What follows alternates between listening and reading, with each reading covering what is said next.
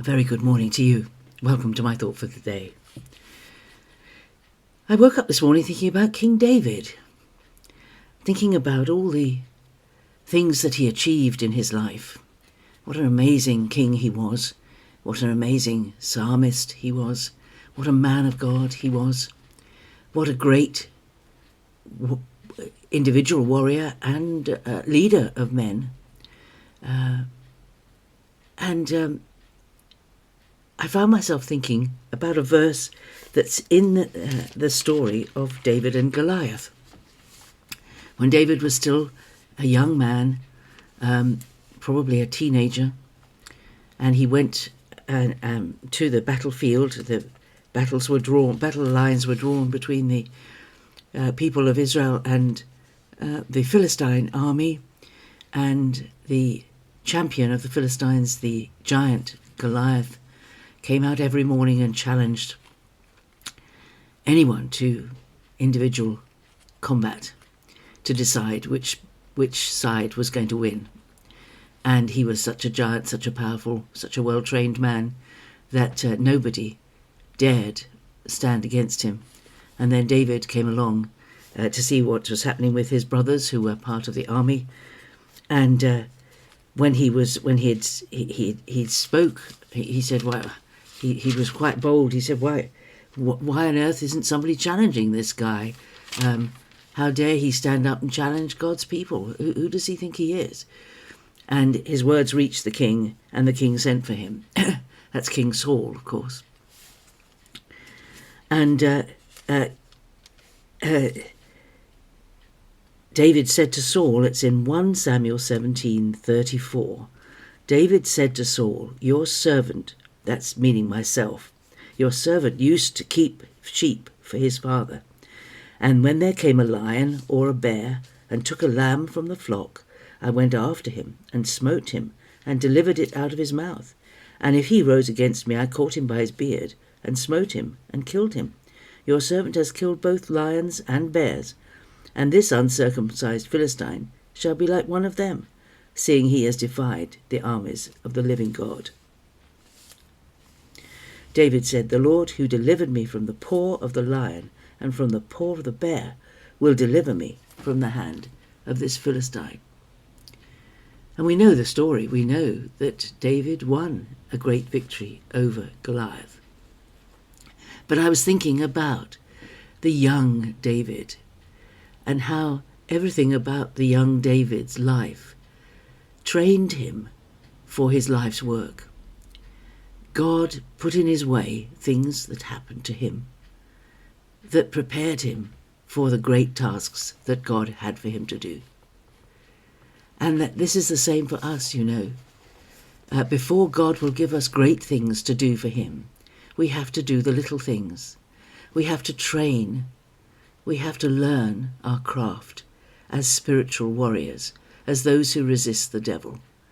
And of course it says in I think it's James, "Submit to God, resist the devil, and he will flee from you." But resisting the devil takes a lot of courage, because we have lots of cultural ideas and lots of ideas that have been handed to us over the years about how powerful the devil is. Well, the devil is a defeated foe, and we don't have to fear him. Just like David knew that the lion and the bear were strong, powerful enemies, but with God helping him, he was able to defeat them. He gave God the glory because he said, "The Lord who delivered me from the paw of the lion and from the paw of the bear will deliver me from the hand of this Philistine." He'd learned through experience that relying on God, he won the victory over powerful enemies. As an individual, he won victories while he was doing the work that his father Jesse gave him to do. He was a shepherd. He looked after the sheep. And I think looking after the sheep, he learned how to lead people. I know that sounds crazy, but the Bible often describes us, ordinary human beings, as sheep. Sheep without a shepherd, or sheep who've gone astray, or wandering sheep. There's a lot of similarity in the heart of God's understanding of our nature that likens us to sheep. It's in the Bible all over the place. And whether you like it or not, you and I are like sheep. You see it with the what they call the herd mentality. You know, when people get together in large numbers, they follow a leader. Mindlessly, they follow a leader. Like sheep, follow a leader. It's very interesting to think about the nature of sheep. And people who've grown up in rural areas understand sheep in a way that people like me, who grew up in the town, would never understand sheep. But David understood sheep, and because he understood sheep, he understood people, and he was a great leader of men and women. And he learned these skills as a young person. Now, whether we're young or old, when we come to faith, if we still count as young in the faith when we come to faith. And we really do need to learn our craft, to learn at the feet of Jesus, to observe how he did things and what he did, how he beat the devil. How did Jesus beat the devil? He beat the devil using the scriptures. He didn't beat the devil in a fisticuff fight. He didn't beat the devil arguing with him. He simply stated the scriptures and stood on them and would not budge. And that is how we win against the devil. We know the scripture that applies to the situation, and we stand on it and give God the glory. We learn through small skirmishes with the enemy, so that when a big skirmish comes, when a big battle comes, we are trained for war. We are trained to defeat the enemy and to stand in the victory that Jesus has given us.